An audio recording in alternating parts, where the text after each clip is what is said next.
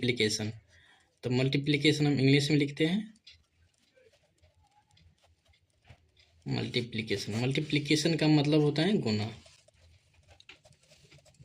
Multiplication सीखने के लिए हमें 2 का पहाड़ा से लेके 20 तक का पहाड़ा आना चाहिए। सबसे पहले हमें ये याद रखनी है। अगर आपको पहाड़ा नहीं आता है तो सबसे पहले आप पहाड़ा याद कर लीजिए, उसके बाद ही आप गुना कोशिश कीजिएगा बनाने की।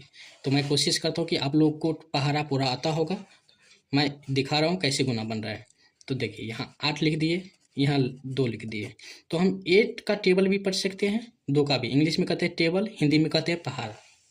तो हमें याद रखना है कि 8 का पहाड़ा को 2 बार पढ़ना है। तो 8 का 8, 8 दूनी 16। तो यहाँ डायरेक्ट हम 16 लिखेंगे। फिर देख लीजिए यहाँ 3 है, यहाँ 7 है।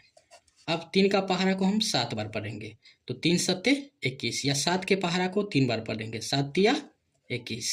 इसे हम कर सकते हैं 3, मतलब टेबल 3 को 7 टाइम्स पढ़ना है, और टेबल 7 को 3 टाइम्स भी पढ़ेंगे तो कितना आएगा 21। जैसे एक गुना का रूल है, ए को बी से गुना करेंगे या बी को ए से गुना करेंगे तो ए बी ही आएगा। हमें याद रखना है। मतलब एग्जाम्पल, जैसे यहाँ 3 गुने 2 लिखेंगे या 2 गुने 3 लिखेंगे। तो 3 का पहाड़ा को 2 बार पढ़ेंगे तो कितना आएगा 6 ही आएगा, या 2 को पहाड़ा को 3 बार पढ़ेंगे तो 6 ही आएगा। मतलब हम पहाड़ा 7 को 3 बार भी पढ़ सकते हैं, या 3 के पहाड़ा को 7 टाइम्स भी पढ़ सकते हैं। तो दोनों का आंसर कितना आएगा 21 ही आएगा। ये 1 डिजिट का है। अब हम 2 डिजिट का लेते हैं। कैसे होगा मल्टीप्लिकेशन, वो आप ध्यान से देखिए।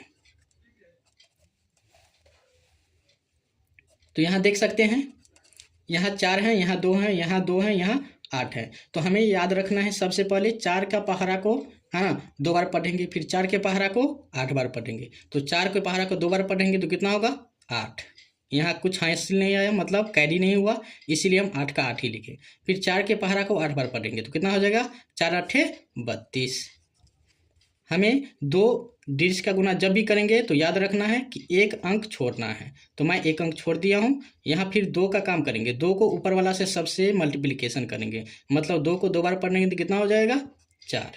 फिर 2 का को मतलब 2 का पहाड़ा को 8 बार पढ़ेंगे तो कितना हो जाएगा 2 8 16। फिर इसे हम ऐड करेंगे मतलब जोड़ेंगे। 8 के सामने कुछ नहीं है तो 8 का 8 ही होगा। 4 को 2 बार जोड़ेंगे तो कितना होगा 6 आएगा। 6 में 3 जोड़ेंगे कितना होगा 9 आएगा, है ना। 1 का 1 ही। अब थोड़ा इससे